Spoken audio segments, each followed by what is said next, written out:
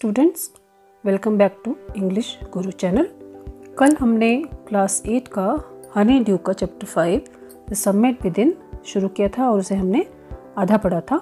तो आज हम उसका अगला पार्ट इस वीडियो में आपके साथ डिस्कस करेंगे। तो let's start the summit with in part 2। Consider a typical climb towards the summit on the last height. शिखर की ओर अंतिम चरण की जो विशेष चढ़ाई है उसकी आप कल्पना करें या उसे आप ध्यान में लें, उसके बारे में बात करें। You are sharing a rope with another climber. आप एक दूसरे पर्वतारोही के साथ एक रस्सी शेयर करते हैं, मतलब एक और है जो आपका साथी है। You form in. आप मजबूती से खड़े हैं।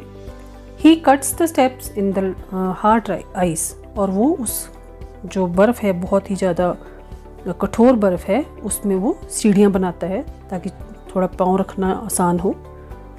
Then he belays and you inch your way up. फिर वो belays means he fixes a rope. वो रस्सी बांधता है और आप धीरे धीरे ऊपर की ओर बढ़ते हैं। The climb is grim. चढ़ाई बड़ी कठिन है। You strain every nerve as you take every step. हर कदम उठाने के लिए आपको पूरी शक्ति लगा देनी पड़ती है।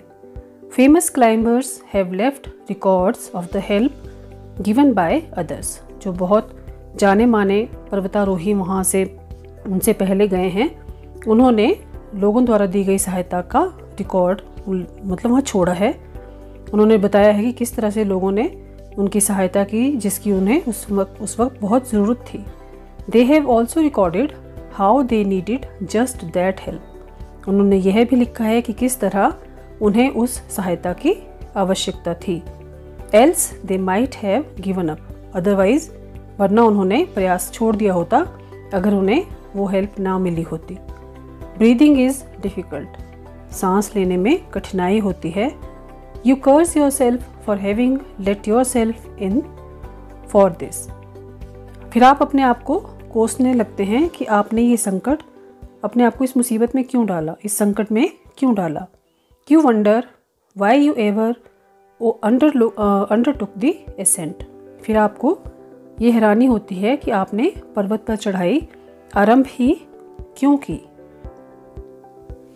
There are moments when you feel like going back.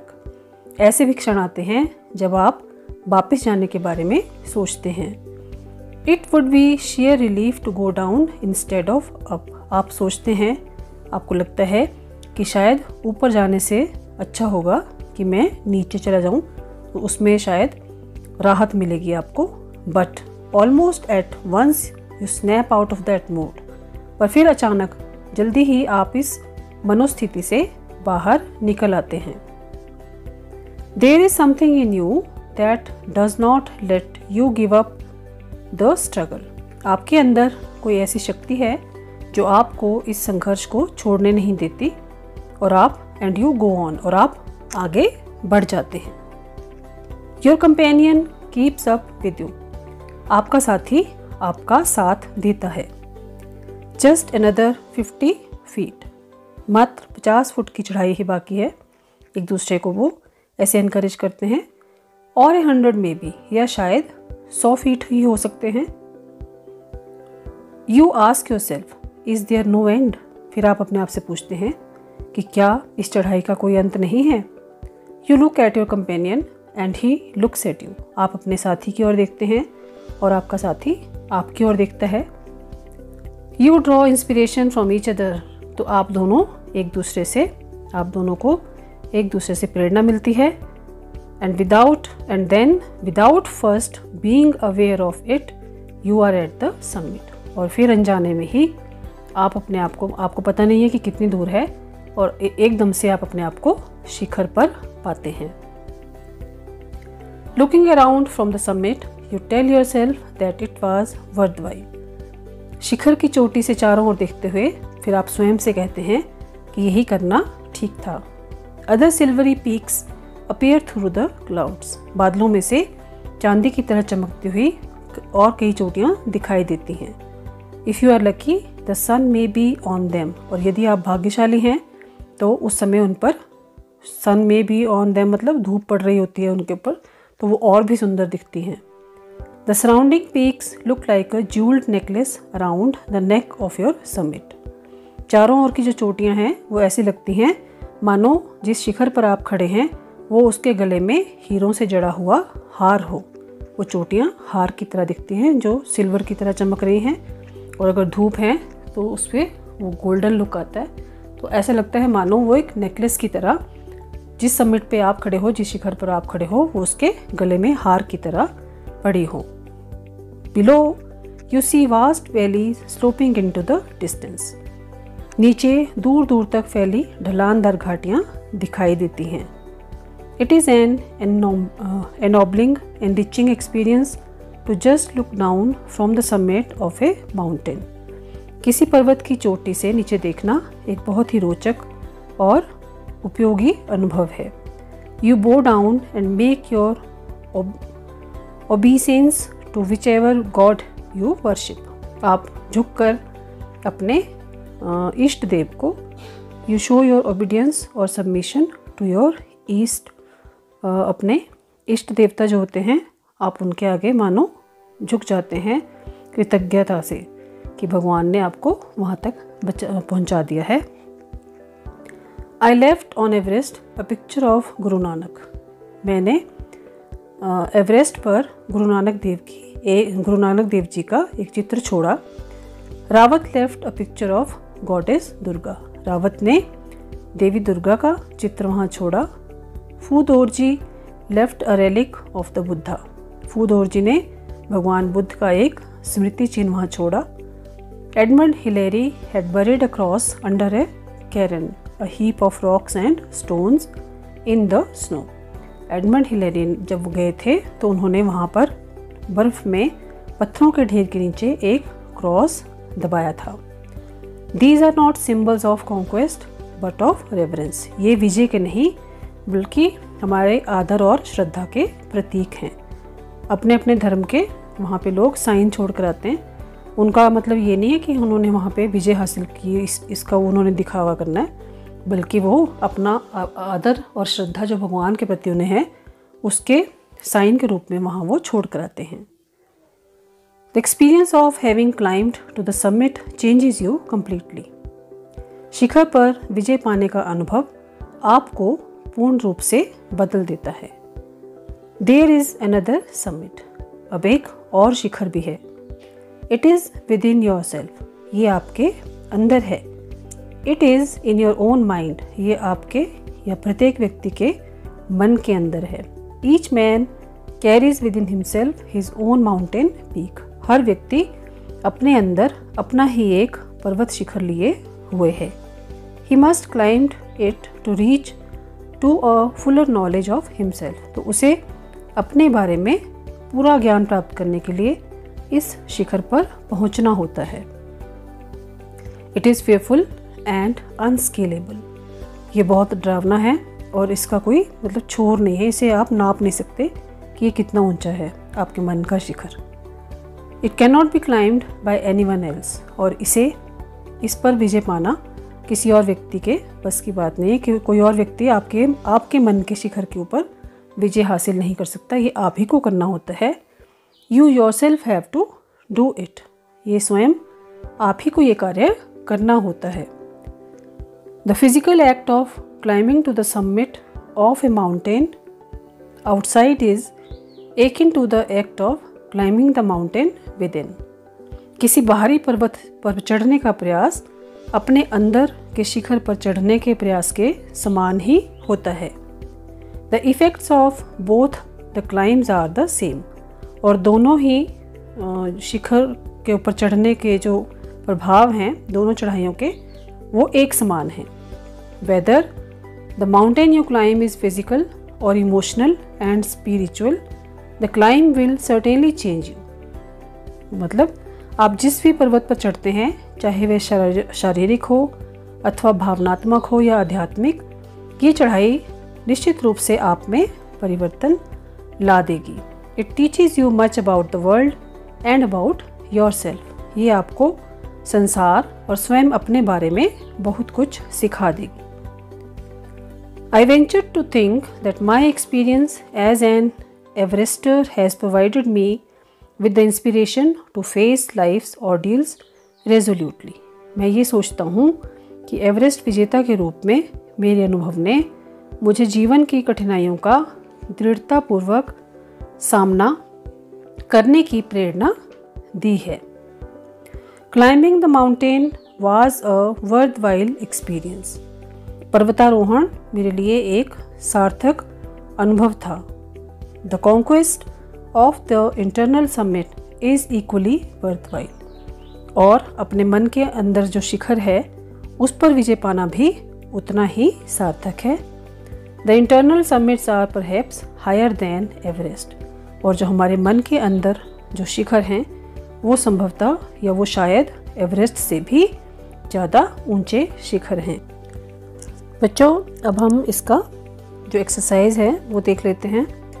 Comprehension check है. फर्स्ट क्वेश्चन है,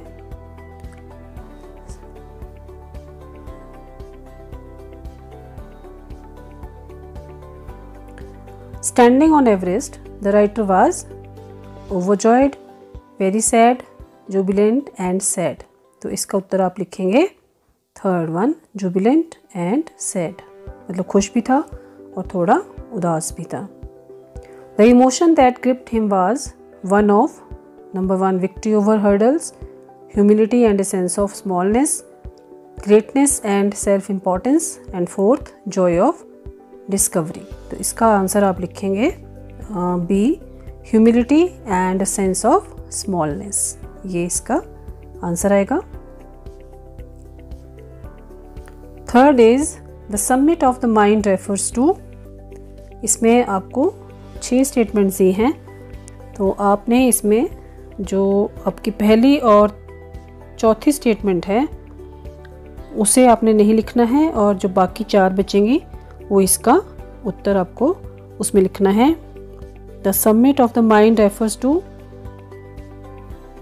great intellectual achievements, the process of, ये नहीं आएगा पहला, सेकंड और थर्ड, फिफ्थ और सिक्स्थ. ये स्टेटमेंट्स आपने इसमें ठीक करनी है.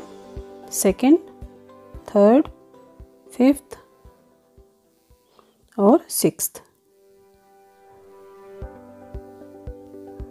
तो ये पहली नहीं आएगी इसमें और फोर्थ वाली भी नहीं आएगी. चलिए अगला क्वेश्चन देखते हैं. Working with the text.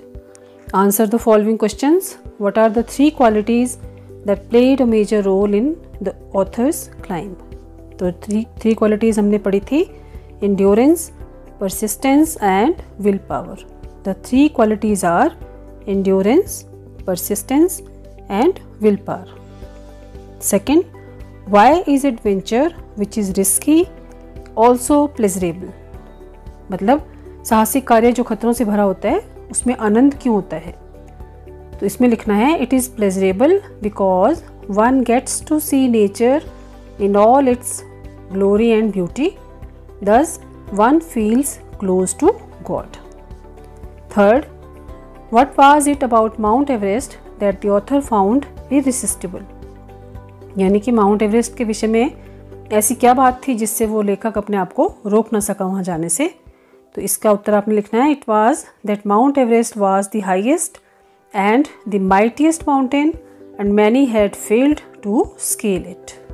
Fourth, one does not do it means climb a high peak for fame alone, what does one do it for really. मतलब व्यक्ति केवल यश पाने के लिए किसी पर्वत की चोटी पर नहीं चढ़ता है, तो फिर वो वास्तव में ऐसा किस लिए करता है. अब इसका उत्तर लेखक पूरी तरह से नहीं दे पाते हैं पर फिर भी वो लिखते हैं the writer fails to fully answer it but it is for the pleasure, thrill and sense of achievement. Fifth है he becomes conscious in a special manner of his own smallness in this large universe. This awareness defines one emotion mentioned in the last paragraph. Which is the emotion? That is humility means विनम्रता. What were the symbols of reference left by members of the team on Everest? तो ये आपको याद होगा कि एक गुरु नानक देव की picture Durga माँ की और relic of Lord Buddha and A cross that was buried under snow and rock. इसमें आप लिखेंगे pictures of Guru Nanak and goddess Durga, relic of Lord Buddha and A cross that was buried under snow and rock. Seventh part is what according to the writer did his experience as an Everester teach him। लेखक के अनुसार एक पर्वतारोही के रूप में उनके अनुभव ने उन्हें क्या सिखाया। क्या सिखाया कि जीवन में दृढ़ संकल्प होना चाहिए, सकारात्मक दृष्टिकोण रखना है आपने और साहस से कठिनाइयों का सामना करना है। तो इसका उत्तर आप लिखेंगे it taught him to face obstacles in life with determination, positive outlook and courage। अब अगला क्वेश्चन बच्चों आपको बुक से खुद करना है।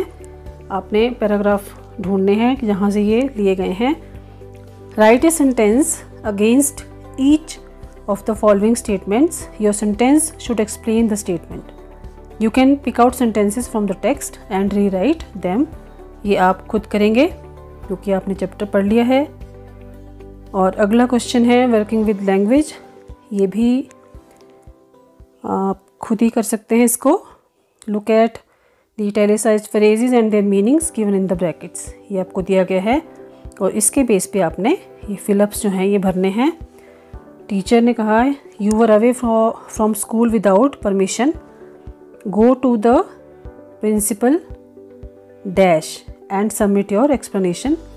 तो ये आपने यहाँ से ये जो वर्ड आपको दिए हैं ये भरने हैं इसमें अपनी अंडरस्टैंडिंग से।